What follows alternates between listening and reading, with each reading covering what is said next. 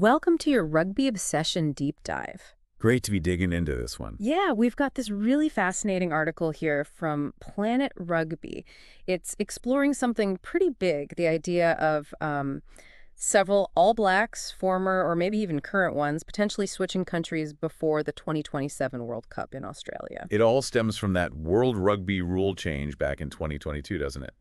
Relaxing the eligibility laws. Exactly. It opened the door, basically. If a player has ties to another country, and it's been, 3 years since their last cap for their original nation? 3 years stand down, that's the key. Yeah. And they need World Rugby approval, of course. It's not automatic. Right, right. So today we're going to unpack who the article mentions, which nations they could play for, and, the timelines involved. Why might they even consider it? Yeah, looking at their situations, the heritage angle, the chance for another World Cup. Lots to consider. Definitely. And hey, before we jump right in, if you love rugby talk like this and want to keep up with everything, make sure you subscribe to Rugby Obsession. Good shout. Okay, so who's first on the list in the article? First up is Nepo Laulala, tight head prop. Ah, yes, Laulala. Last played for the All Blacks at the 23 World Cup, didn't he? He did, which means, doing the math, he could be eligible for Samoa around November 2026. But there's a complication, right? His injury. He's over in France with Toulouse. Yeah, ruptured Achilles tendon. That's serious. Puts a question mark over his immediate playing future, maybe even his contract there. It does. And he'd be, 36 by the 2027 World Cup? Which is getting up there, even for a prop. True, but experienced props can definitely still contribute at that age. Imagine his scrimmaging knowledge for Samoa. Absolutely. Could be huge for them if he recovers well and decides to go for it. Okay, next. Finlay Christie, the scrum half. Right, Christie.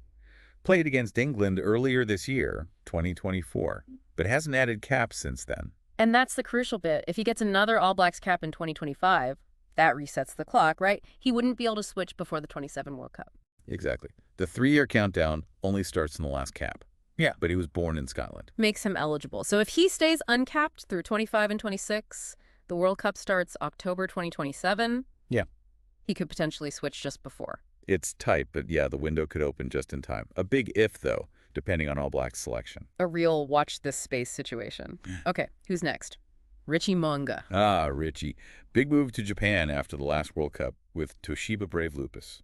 And he's apparently said quite openly he wants to play in another World Cup. Which is interesting because he wouldn't be eligible for the All Blacks while playing overseas under current NZ rugby policy. He has heritage links, right? The article mentions Tonga and Samoa. Yep.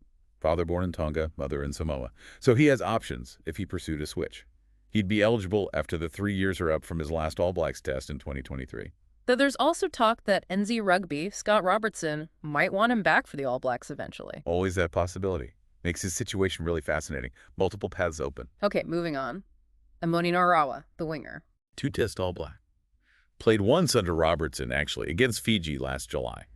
So, similar situation to Christie. In a way, another cap resets the clock. Pretty much. If he doesn't feature again for the All Blacks before that 3-year window closes from his last cap, Fiji becomes a possibility. And representing Fiji would obviously be huge for him, given his background. No doubt. It highlights how these rules can create really meaningful opportunities for players with dual heritage. Let's talk Hoskins Sotu, back rower. Yeah, so Tudor's been lighting it up in Super Rugby Pacific, but got overlooked by Robertson for the latest All Blacks squad. Which must be tough, but it does mean his eligibility clock is ticking from his last cap. When could he switch? According to the article, November 19th, 2025. So potentially eligible quite a bit before the World Cup. And he has options. England and Fiji. Seems so. England eligibility, presumably through family, but he'd need to sign for a Premiership club. The article says they're apparently suitors. Or Fiji through his heritage. Interesting choice to have. Definitely shows his quality that 2 different nations might be interested if he becomes available. Okay, quick pause here. Just a reminder, if you're finding this discussion on player movement interesting, hit that subscribe button for Rugby Obsession to get more deep dives like this. Good idea. Right. Next is Akira Iowane. Flanker number 8. Rico's brother, of course. Last played for the All Blacks back in 2022. Which means he could be eligible this year for Samoa. Potentially, yeah. Subject to that World Rugby approval step. And he's just left the Blues at the end of the Super Rugby season. That makes the switch seem more plausible, perhaps. And his father played for Manu Samoa, didn't he? He did. Yeah. So that family connection, that heritage pull, could be really strong for Akira. That would be a great story. Okay, Folau Fakatava, scrum half, Born in Tonga, moved over to New Zealand as a teenager. played twice for the All Blacks, also in 2022 against Ireland, I think. That's right, hasn't featured since. And the article mentions the Tongan Rugby Union has actually reached out to him. Reportedly, yes, which shows these Tier 2 nations are actively pursuing players who become eligible under the new rules. His experience would be massive for Tonga. Absolutely. Another prop now, Aiden Ross. One cap for the All Blacks, again against Ireland in 2022. But he was born in Australia. Gosford, the article says. Yes, spent his first 8 years there before moving to New Zealand. So he could be eligible for the Wallabies from July 2025. And he's signed for the Queensland Reds for 2026. Which really seems to signal his intentions, doesn't it? Moving back to an Australian Super Rugby team definitely increases the likelihood of a Wallabies call-up. Seems like a strong possibility, that one.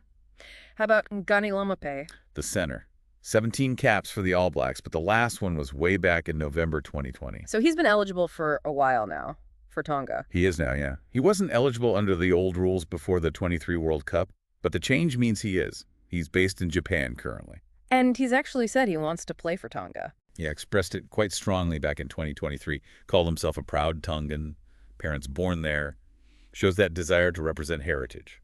Powerful stuff. Okay, Shannon Friselle. Key player for the All Blacks at the last World Cup. Flanker number 8. Also moved to Japan, joined Mo'unga at Toshiba Brave Lupus. I think it was a 2-year deal. Something like that reported, yeah. And because his last All Blacks games were at the World Cup. He'll be eligible to switch soon, too, to Tonga, his birthplace. Exactly. Eligible 3 years after that final. And his brother, Tyson, has played league for Tonga as well as Australia and Wales. Interesting family sporting connection there. It is. Friselle switching would be a huge boost for Tonga. Massive, given how important he was for the All Blacks just recently. Okay, nearly through the list. Last one mentioned is Mark Tellia. The winger, also in Japan now. And we know the All Blacks don't select overseas-based players currently. Puts his All Blacks career on hold, but he has heritage options, South Africa and Samoa. Born in NZ, but yes, South African father, Samoa mother. So dual eligibility potential down the track. When would he be eligible? His last All Blacks test was November 2024, wasn't it? That's right. So 3 years from then would be late 2027. Ah, so he wouldn't actually be eligible in time for the 2027 World Cup if he wanted to switch. Correct. That timing doesn't quite work out for that tournament. Still, it's another example of the pathways opening up. And his departure from the Blues is seen as a big loss for NZ Rugby. Definitely. Wow, that's quite a list. It really shows how these eligibility changes could genuinely shake things up before the next World Cup. It does. The landscape is shifting. Seeing some of these names potentially lining up for Samoa, Tonga, Fiji, even Scotland or Australia. It's exciting. It really is. It adds another layer of intrigue looking ahead to 2027. So what do you listeners think? Any of these potential switches jump out at you? Which ones would you be most excited to see? Yeah, let us know your thoughts in the comments below. It's fascinating to consider the potential impact. Absolutely. And remember, for all the latest analysis and discussion on topics like this, make sure you're subscribed to Rugby Obsession. This has really highlighted how dynamic international rugby is becoming, particularly with these eligibility rules evolving as we look towards Australia in 2027. Couldn't agree more.